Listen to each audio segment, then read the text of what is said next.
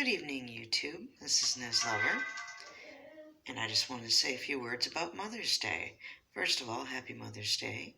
Happy Mother's Day weekend to all the mothers out there. And there's my baby calling for her mama. Yes, Mama will be right there. I just wanted to say that and throw that out there real quick. And my mother, I miss her. She's been passed on for it'll be 11 years in August. That's kind of hard to believe. But her name was Krista. She was a registered nurse. And for years, she did the nursing thing and loved it. But then she, between her illnesses and actual degradation of the cartilage between the discs in the spine, particularly in her lower lumbar, that put her out of commission as a nurse and out of most of life, really. She spent a good portion of her last, I'd say 10, 12 years living in assisted living type facilities, and ultimately a nursing home.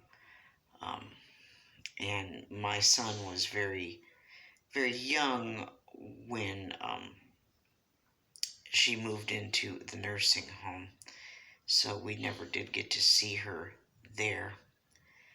But we did get to see her a few times when she was still living in the apartments that were for people with handicaps and disabilities and things like that. I miss her. I miss her every day. And her mother, and her name was Lois. I was raised by her parents, John and Lois, pretty much my whole life, just about my whole life. So essentially her parents were like my parents. So I grew up around a bunch of snarky, snotty, sarcastic, intellectual baby boomers that were much more like siblings to me than anything else.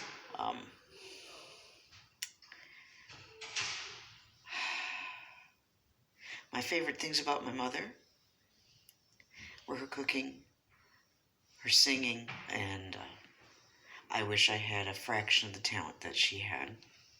She could sing high operatic like a trained soprano, just naturally, just a divine gift. She'd sing for weddings and all kinds of things in churches where the acoustics were perfect. And it really did sound like heaven's doors opened up and you were listening to an angel. She was one of the most supportive people when it came to me that I've ever encountered. It didn't matter what kind of artwork I did or what kind of writing or poetry or any kind of creative endeavor I did. She was 100% behind it. It just didn't matter. She did get to come to whether I was at school doing things or at university, and she would show some support and gladly be there. So she did get to be supportive that far into my life, and that was wonderful to have her come and either see a piece of artwork or see a show I was in or some kind of creative thing. God bless her. She loved to travel, and she loved men of color. One of the reasons I'm not all straight white German like her, my dad is very, very dark. He's Hispanic Native American. His name is Phil. He still lives. Yes, I'll get your towel in just a minute. Let me finish this up. And he chooses to not be a part of my or my children's life. He saw them as infants and very young, but my dad opts to not be a part of our lives, and that's his choice. So, but I miss her, and I miss my grandma too, who was a lot more motherly to me.